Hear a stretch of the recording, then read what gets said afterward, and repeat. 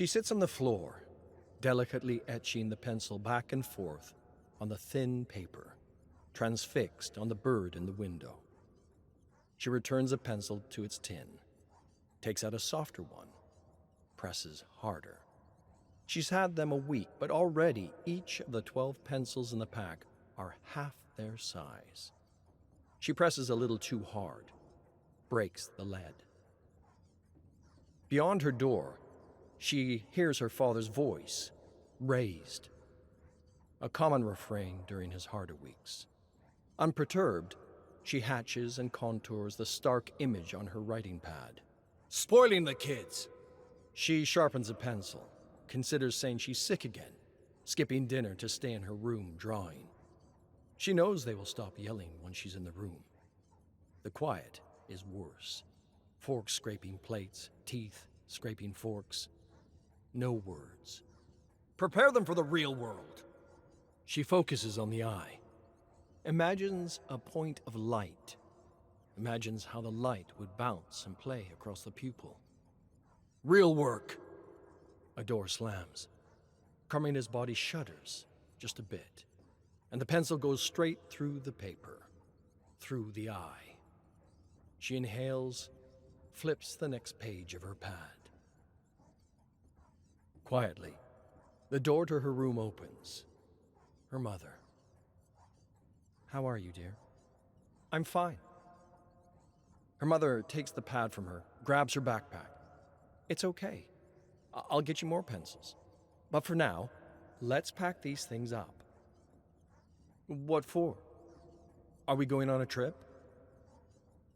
"We might be." "Carmina, what are you drawing?" Her mother squints at the pitch-black bird on the sheet. "It's a crow. I saw one outside my window today. I've never seen a bird like this here." "Are you sure you didn't see it in one of your father's books, or maybe in a dream?" "No, Mother. It was just here." She points to the window. Nothing is there.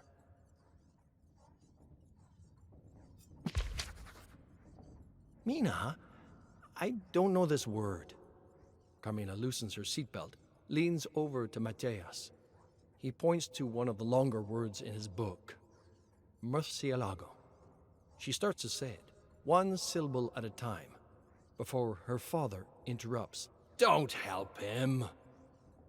She pauses, glares at her father. Tears well up in Mateus's eyes as he struggles to work his way through the word. Carmina's gaze drops to her lap. She quickly starts whipping her pencil across the corner of her notepad closest to Mateus.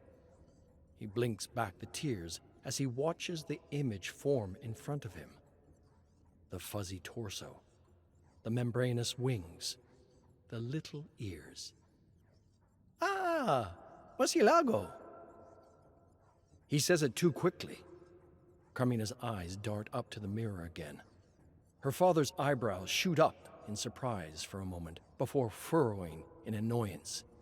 Without looking, he reaches back, snatches the notepad from her lap, throws it in the front of the empty passenger seat. Let him learn for himself! Carmina quietly puts the pencil back in her pocket. The last one from her set, the 5H. The one she hated using most. Now, all she had left from the most perfect gift she had ever received. Mateus reaches for her hand and squeezes it. They ride in silence.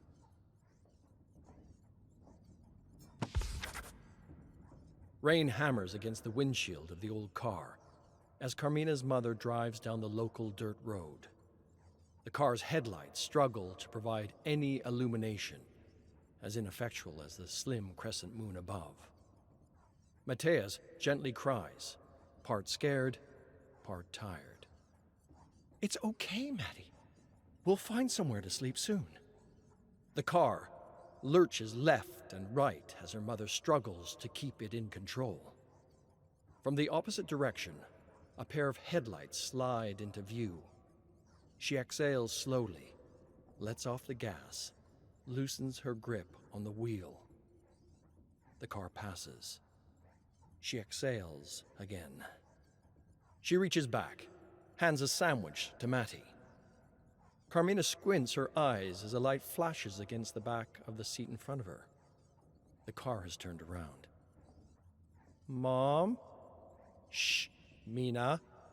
Everything will be okay. Her mother leans on the gas again.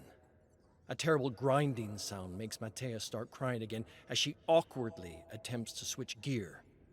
The headlights get closer, and another pair, and another pair. Mina, her mother says. Her voice is different, direct, like she's speaking to her as an adult. They will try to break you. Don't let them. It's not long before the car is overtaken. The first one rams them, and they immediately lose traction, spin into the ditch. Everything is quiet for a moment, as the three hold their breath, bracing for impact. The quiet doesn't last long. Carmina's window shatters. A hand reaches in, unlocks the door, drags her out. Carmina screams and reaches for her brother. She grabs at air as her abductor pulls her from the wreck. She watches as Mateus is thrown into the back of one of the trucks. She is thrown into another. Her mother's taillights blink to life, and the cars start to barrel backwards towards them. Just as soon as it starts, though, it stops, as the third truck crashes into it. Her abductor starts his engine, turns back towards her home. It's time to go home to your father, Carmina Mora.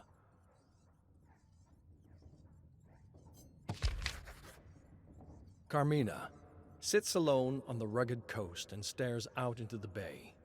A cool wind whips and whistles around the rocks as the gulls chuckle.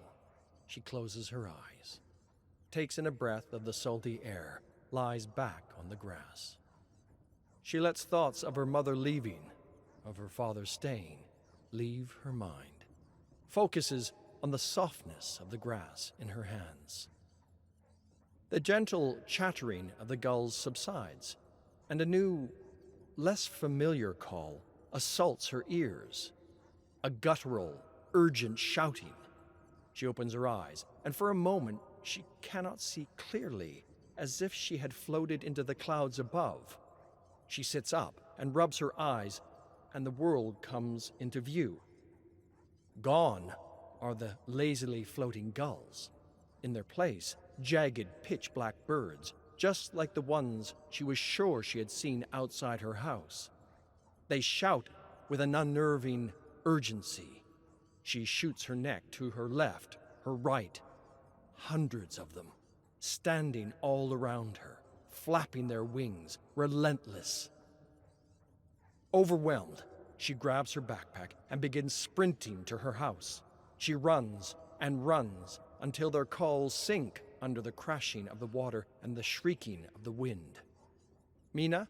Mateus looks up at her from the floor, confused. Do you hear them, Matty? Those birds? Mateus looks at her, then down at his cars. I didn't hear anything.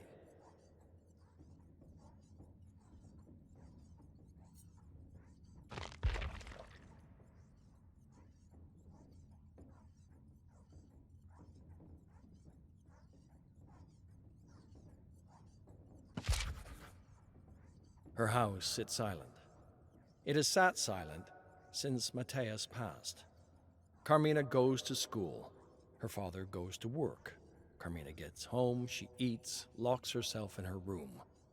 Her father gets home late at night and goes straight to bed. When they do speak, he demonstrates cruelty unlike anything from before. It's the anniversary of Mateus's death, and she is called in sick to school. The crows in the tree left that day. Back when it would sit on her windowsill, it scared her. But now that it was gone, she feels more alone than ever. She stares at a blank pad, her last pencil behind her ear, a cheap black pen in her hand. but nothing comes out. Completely bereft of ideas, Carmina goes to the backyard, breaks the pen, smears it over the tree's bark, presses the paper against the tree, squeezes it until her knuckles start to ache, removes the crumpled sheet. Almost none of the ink transfers. The smear on her paper is barely recognizable. As she walks back to the house, she hears a car pull up in front. She ducks, knowing she'll have to talk to him and likely get yelled at if he sees her here in the morning. Listens through the window. She hears her father's boots clump into the house, and another pair of feet. Yes, she stopped drawing entirely. This is indeed a setback. I've still gathered the rest of the data as requested. Fine. Keep applying pressure to her, and let me know if you notice any changes. The door closes, and the house falls silent again. Carmina sneaks around the side of the house, peers around the corner. Her father and a man in a black suit get into a black truck just like the one from that night, and peel out of the drive. She sits outside for what seems like an hour, hugging the wall, frozen. Were they talking about her? Her drawings? Her data? All this time that she had felt alone, this was worse than alone. This is no way to live. The night she had gone to the bridge changed everything. At her lowest, the bird from the tree came back. So did the others. They screamed like they had on the coast, but she felt no fear. She felt seen, not observed, just seen. Escaping the city was surprisingly easy. Her father expected nothing. She walked right past the school that day, to the port, stowed away on a small cargo vessel. She would have been terrified before, of her father, of the shipworkers, of the men in the black trucks. None of it scared her now. She was not alone. Perhaps Mateus sent the birds. As the boat arrives in the city, she remembers her mother speaking of a school here, an art school. She marches straight into that school, finds the art faculty, walks into the first open office she sees, starts taking out her latest works, ink on parchment, out of her faded childhood backpack. Pia? For the first time in ages, she freezes. Her mother's name. Excuse me? She looks up at the desk. A man in his 70s with a thick beard and a dusty tweed jacket stares back at her. I'm sorry, you just look so much like an old student of mine. While she is too young to enroll in the school, Dr. Figueroa has put aside time to mentor Carmina. He tells her of her mother, whose own undeniable artistic talent could have changed the nation, of her mother's disappearance from the art scene 20 years ago.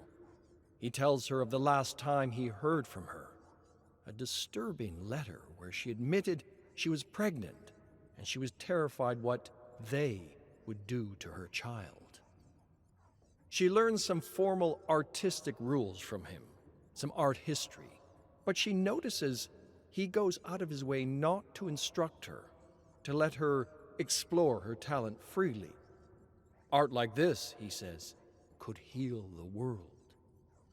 Each time he tells her a little more of her mother's fears, of how her mother admitted that she saw what she was painting as if it were real. Carmina never tells him what she sees. Crows, fog, claws reaching from the ground.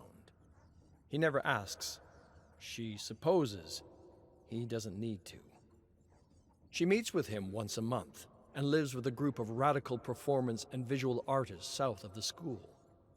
Some were students or recent graduates or other runaways. While it wasn't always perfect, the personalities were intense. She was thrilled to learn from them, to live in a space where she was respected, understood, especially Flores. As spring begins to blossom, the house begins to plan a multidisciplinary show, one that looks to a bright and modern future. But as spring arrives, everything changes.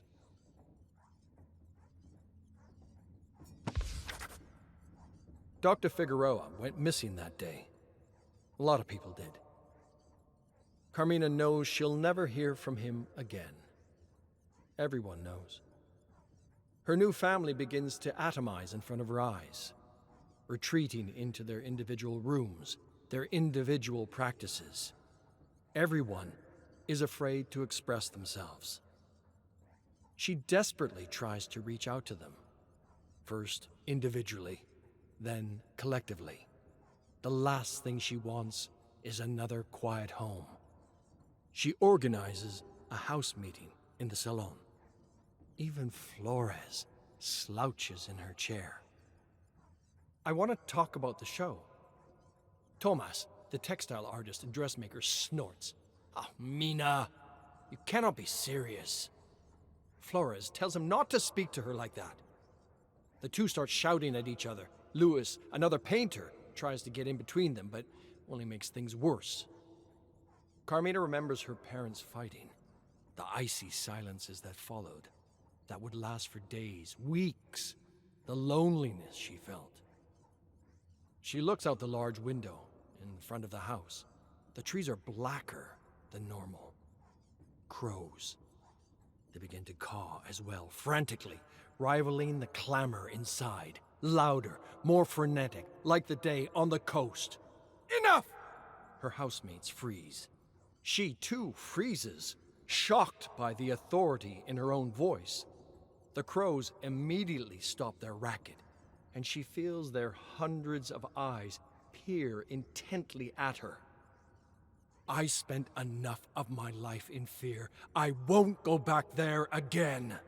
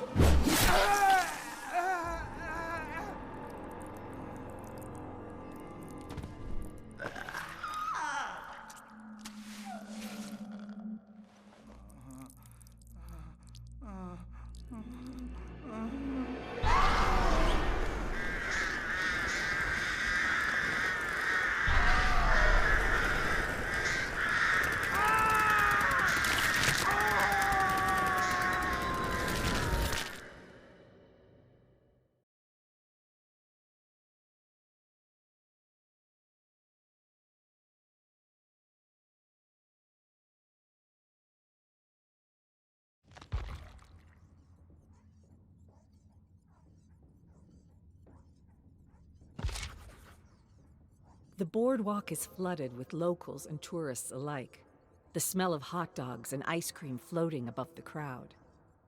Even as the sun sets over the immense Ferris wheel, the people show no sign of turning in for the night. Zarina looks up at her father as they walk. His strides are so much longer than hers, and she can feel her grip on his oversized hand start to slip. Dad, slow down. They've been there all day. The ache in her legs is a dull, unending moan. Her mother struggles to keep up, weaving around bright-faced families who seem determined to bump shoulders with her. She puts a hand on his shoulder. Maybe we should call it a day. Father's stride doesn't break. Mona, we're celebrating our nation's independence. Look at these people. We're not missing the fireworks. This cheerful man pulling Zarina through the waves of people is a far cry from the man she found sitting at the dining table that morning. Sitting still, silent, holding hands with Mother, reading the newspaper. They find a spot on the beach and watch as the sky explodes in flashes of color and light. Zarina hears the oohs and ahs from the families surrounding her. The fair-haired boy standing on the beach towel next to her waves his flag in excitement. Her father is all smiles, as if he forgot the article that upset him so much that morning. Zarina had only caught a glimpse of the headline, but she could still see it clearly in her mind's eye. Anti-Arab hate crimes on the rise. Standing on that dark beach, Zarina can only watch as her father watches the fireworks, the dazzling lights fading in his sparkling eyes.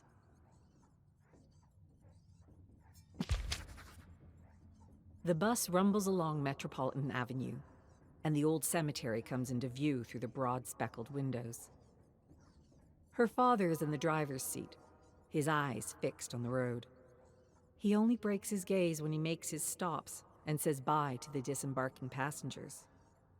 But he doesn't look back at her. Not once. Not since she told him what happened. Some part of her thought there was a chance he would be proud. She stood up for herself. She stared into the face of racism and punched her in the mouth.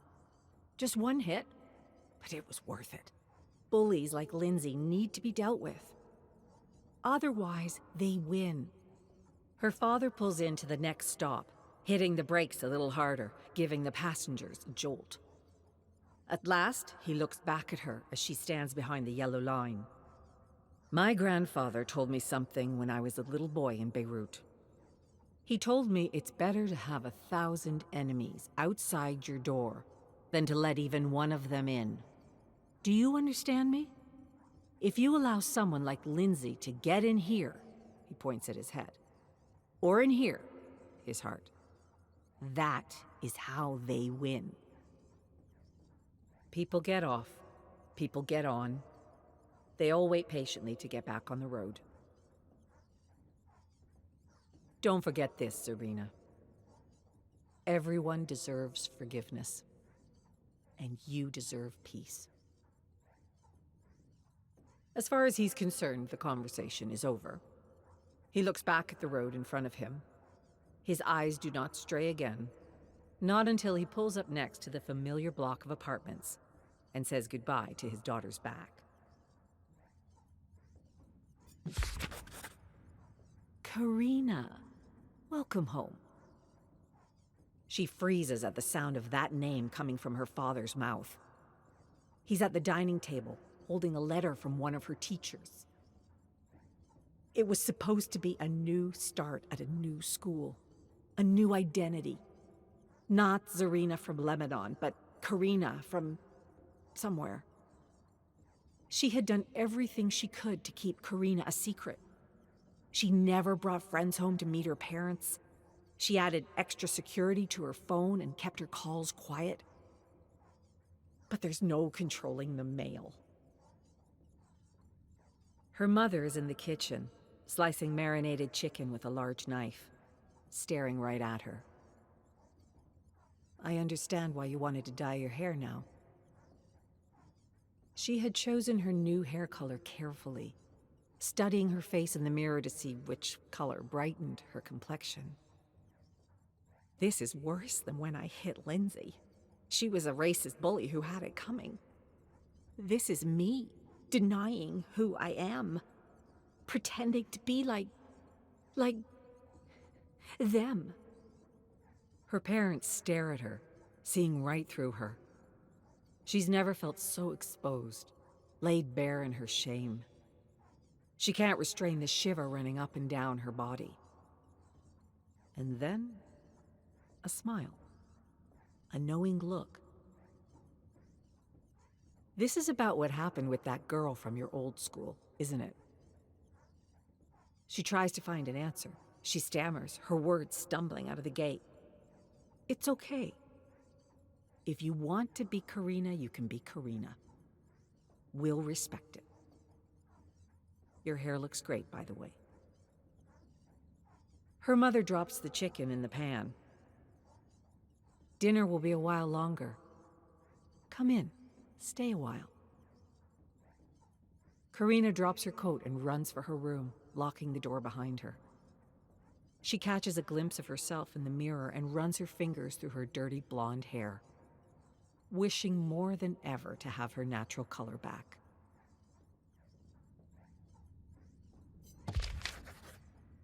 It won't be him. Please, don't let it be him. She was expecting it to be like the movies. A long, sterile corridor leading to a freezing cold room of metallic drawers, his body on a slab. No, it won't be him. She looks around the waiting room.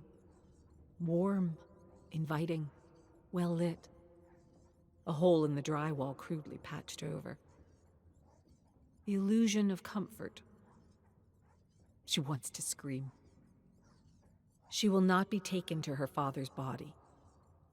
Instead, she and her mother would be shown photographs of identifying features on his body, but not his face. The attendant made it clear the photos would not be graphic, but they wouldn't be able to see his face. It could be anybody's face. Her mother makes space on the couch as the attendant sits next to them. Zarina can't hear a word of the attendant's preamble. All she can hear is blood rushing past her ears. All she can see are the white sheets of photo paper in the attendant's hands. The room gets colder with each passing moment. She tells herself to breathe. At last, the attendant turns the first photo face up. Zarina's mother gasps. It's all she needs to hear. The photos are cruel in their honesty. The wedding band on his hand. The old scar on his leg where he had a varicose vein removed. Her mother slumps back on the couch, fainted. The ground falls out beneath them. The walls collapse into dust. The world has come to an end.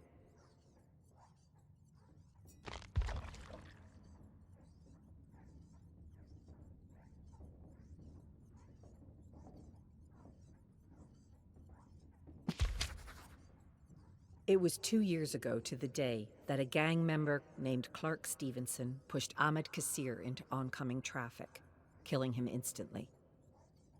According to eyewitnesses, Ahmed, Dad, did nothing to provoke this attack. He was minding his business, waiting to cross the street, when Clark started yelling at him, pushing him out into the street just as a sedan sped by. Clark also assaulted several bystanders who tried to restrain him as they waited for police to arrive on the scene. Clark refused to answer questions while in custody, but his gang was known to commit racially motivated acts of violence. Zarina knows all of this the first day of Clark's trial. And when the trial reaches its end, and the jury declares Clark guilty on all charges, this knowledge becomes proven fact. But the end of the trial means the beginning of the sentencing hearing, and Zarina knows her work is just beginning. She stands at a podium in the courtroom, looking down at a mess of wrinkled papers she calls a victim's statement. She can only look down at her statement, not at the cold-eyed judge, and certainly not at the defendant's box. At no point in the trial was she able to look there. She asks for a life sentence without parole. There is no redemption for Clark, she says, and a life behind bars is a small price to pay for destroying her family forever. No mercy, no forgiveness. In the blink of an eye, she is sitting in her car in the courthouse parking lot, shoulders shuddering, chest heaving. A life sentence. In most other states, he'd get the death penalty, a lethal dose of chemicals, A life for a life. Dad always said New York was the most progressive state in the country. Look where it got him. A life sentence would have to do. It won't be long now. The long night spent staring at the ceiling will come to an end. Peace will return. And Clark will never know freedom again.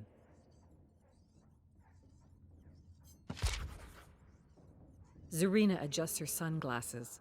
Her senses are overwhelmed.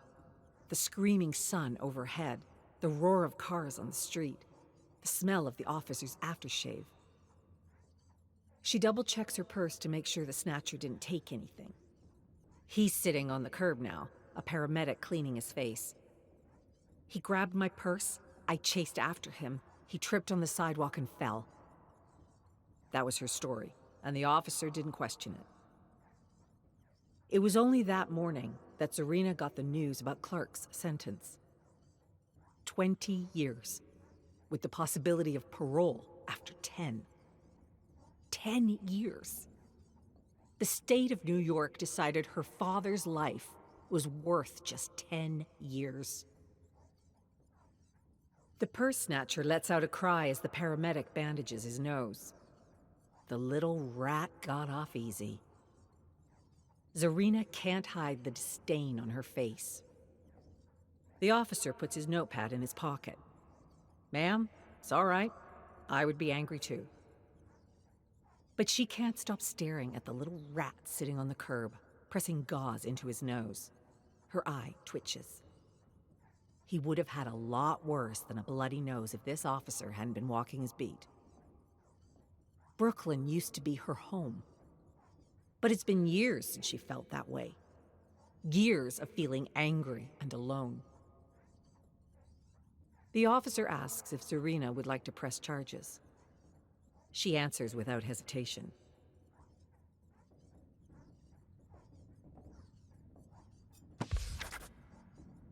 Zarina leans forward in her seat and removes her notes from her carry-on.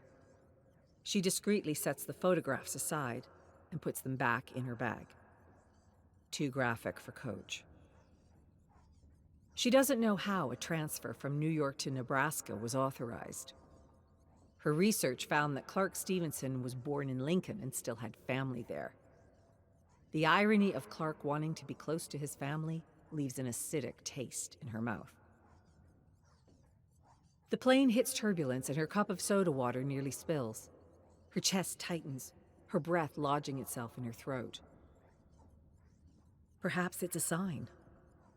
How hard would it be to go straight to the ticket counter in Omaha and get a seat on the next flight back to New York? Cancel the interview with Clark. Axe the project. The thought has an iron grip, and Zarina feels like a scared teenager again. The one who tried changing her identity to win over her classmates. The one who asked her guidance counselor if someone like her could ever be a documentary filmmaker. She looks down at her notes and sees a photocopy of Clark's mugshot, his eyes staring up at her. She needs to do this, to ask him why, to find some peace. The turbulence eases, and Zarina's chest relaxes. Breathing comes a little easier. But somewhere in the back of her mind, she can't help but brace herself for more turbulence, for what awaits her at Hellshire Penitentiary.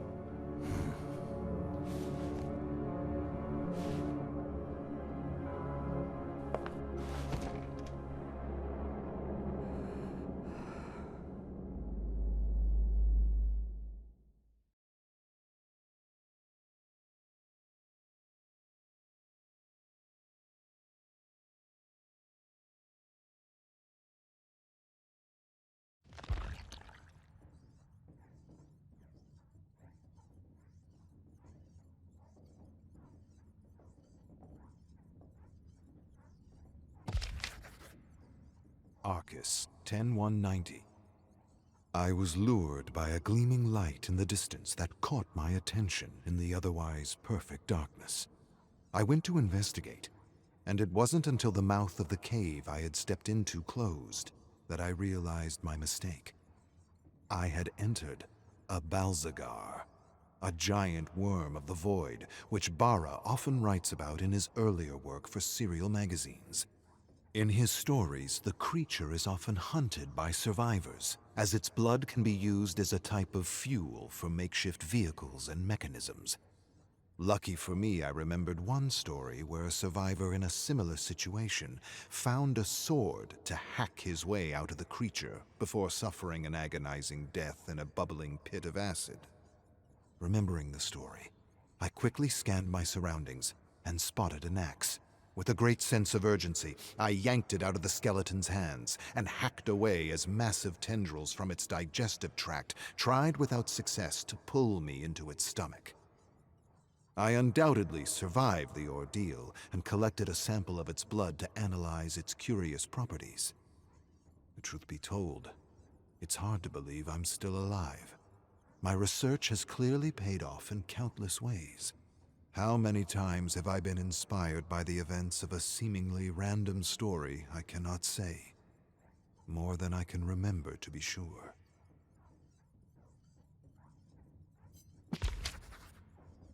"12 past midnight. Surin woke up in the near dark with a vague recollection of being pulled through a wall of dense fog. He remembered the theater in Greenville, the winding staircase below, and a familiar voice calling out to him. He had been investigating the strange disappearance of a podcaster and a troop of parents from all over the world searching for their missing loved ones. That investigation had led him to a theater in Greenville, and now to this strange world he couldn't make heads or tails of. Rising on shaky legs, Surin looked at a murder of crows hovering above him. He swiveled left and right and fixed his gaze on a thick meat hook dangling from a gnarled tree. As Surin stared at the gleaming hook, he heard a twig snap behind him and ducked just as a razor-sharp claw whirred past his head. He scrambled backward as he took in a creature like a massive gargoyle approaching him. But as the creature raised its claws to deliver the death blow, the sound of a horn blared through the darkness. It hissed and turned, a moment too late. A minibus with spikes and blades attached to the grill smashed and dashed the creature to pieces. Surin looked up at the blood-covered windshield. The wipers suddenly cleared blood and gore to reveal Grace and Haley, only younger than he remembered. And beside her was her missing stepbrother Jaden and others he recognized from her videos and podcasts. They had somehow succeeded. They had found their loved ones. But where? Where had they found them? Where had they been taken to? Where had he been taken to? Surin had more questions than answers, and he wasn't even sure he wanted to know more about this cosmic hell he had been pulled into. He felt like his mind might implode at any moment. The doors of the bus opened with a squelching noise, and Olivia and Sean called out to Surin to get on the bus as a terrible shriek resounded through the realm.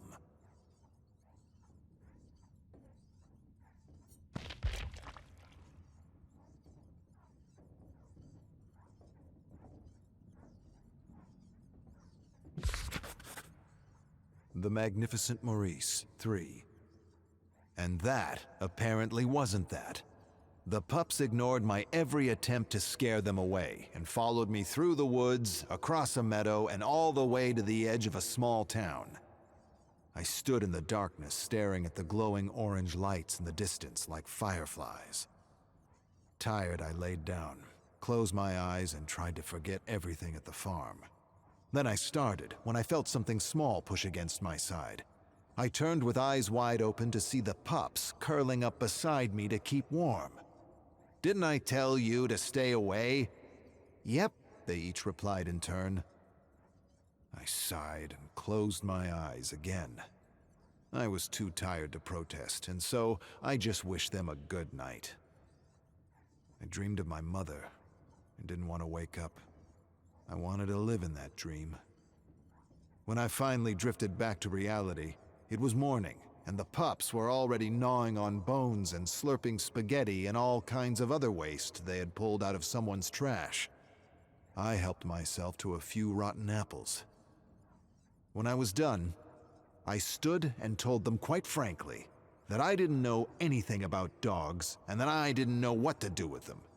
And they answered it was okay because they didn't know anything about horses and it probably didn't matter any which way. I released a deep breath and wondered what to do next when one of the pups suggested we go to the mountains. He figured we should get away from the town as we probably wouldn't be welcome. I figured he was probably right, and that heading to the mountains wasn't such a bad idea.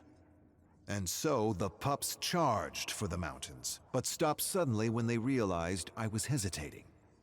"What's the matter, Boz?" one of them asked. Then they all pleaded with me to follow them, each one calling me Boz, on account they had mistaken me for another horse at the farm who quite frankly didn't even look like me. The whole way to the mountains I tried correcting them with regard to my real name, but it was pointless, and I figured, what the hey? If they wanted to call me Boz, they could call me Boz. There were worse things in life than being called the wrong name. Don't I know that now? Anyway, back to the story. It wasn't long before we were pushing up a mountain when the pups began to talk about their mum, and all at once began to slow down as though they were walking through thick molasses. I didn't say anything, because there is nothing to say when you lose a parent. I just mentioned that their mum and my mum were together now, looking out for us, and that they would want us safe. One by one they agreed, and as we started up again, they told me they hadn't been named, and that their mum was waiting for inspiration. And so, I promised I'd name them all when I felt inspired, just like their mum would have wanted. They seemed satisfied with that answer as we climbed up the mountain and approached a cave which seemed to be the perfect place to rest. But just as soon as we neared the entrance, one pup froze suddenly, warning us not to go in, and swore that there was a great darkness inside. His brothers and sisters laughed and said that of course there was a darkness inside, it was a cave. But he shook his head and said he meant something else. Something evil. Something evil like the old farmer. He then told us a story of men shooting each other up for money and moonshine. Well, despite his warning, I entered the cave, telling the pups to wait for me by the entrance. And just as soon as I stepped into the darkness, there it was. The smell. No, not a smell. A stench. A stench that hit me like a bag full of bricks and turned my guts inside out. It took me a moment before I continued again. With careful steps, I moved through shadows and dappled light coming from cracks above. The stench, if you can believe it, got even worse as I entered a small cavern with shiny equipment that dripped moonshine from bullet holes. And that's when I saw it. A heap of rotting bodies and blood-stained paper money scattered all over the ground, just as the little one had described. I backed out slowly, retracing my steps, trying to figure out how he had known. I never did figure that one out, but I did figure out his name. I called him Trouble, not because he was trouble, but because he always knew if we were heading into trouble with his creepy premonitions.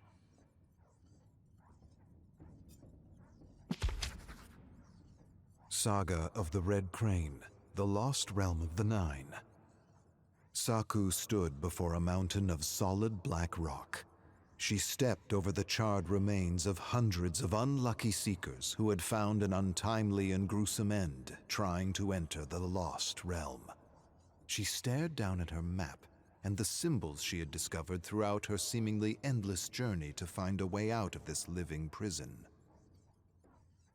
She stared at the symbols and sighed sadly, and wasn't sure what to do.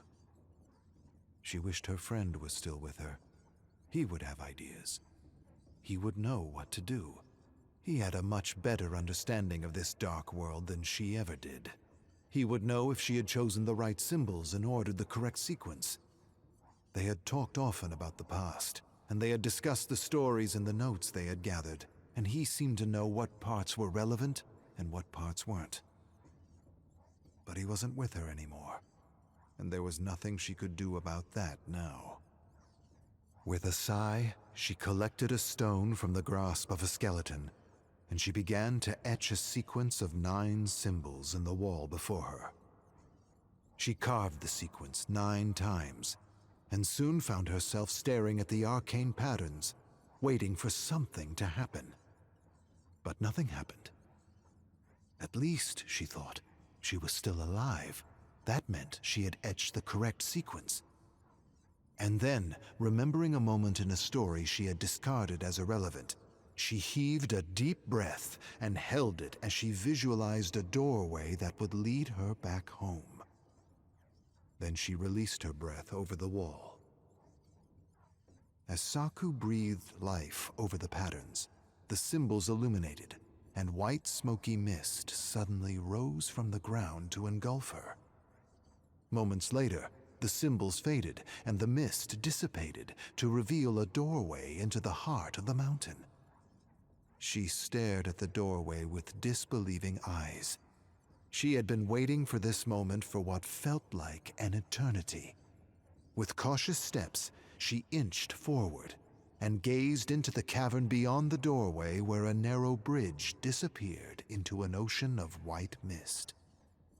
Slowly, Saku entered the mountain and began to walk across the wooden bridge as tendrils of white mist seemed to attack her from both sides. Suddenly, sounds from her past emerged and seemed to come from everywhere and nowhere at the same time. Horrible sounds, terrible sounds, cries, screams, shrieks. She could even hear her mother's voice warning her to turn back while she still had a chance. At once, Saku froze and closed her eyes to compose herself. She breathed in deeply, and she slowly released her fears and doubts. As the hellish cacophony faded, she opened her eyes and continued forward in the almost perfect silence, despite the tendrils that continued to lash out at her with every step. She walked for hours and perhaps even days before she finally realized she would die before she reached the end. Perhaps there wasn't even an end to reach. Perhaps the bridge went on forever. Saku scrunched her fist and let out a moan of despair when she realized this was just another trial, another way for this living prison to feed off her fears and anguish. She was trapped without hope. For several minutes, she stood there as if she had been glued to the bridge, every muscle in her body tensed. The loud sound of some sort of energy vibrating at a very high rate tormented her as the mist continued to lash out. The experience was unlike any she had ever undergone before. She could not think of a single move by which to continue her journey. But then, a great calmness came over her as she saw something in the mist. Something that she hadn't noticed before. Something that had been there all along. The mist. It wasn't attacking her. It was testing her. Beckoning her.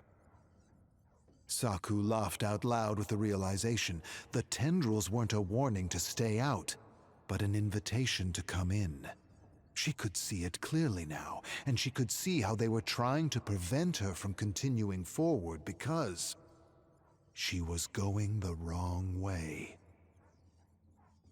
And so, she closed her eyes, cleared her mind, and with a fearless heart, she unsheathed her katana with a resounding ring and raised it high above her head. Then she sliced straight through the bridge and felt the world collapse beneath her feet.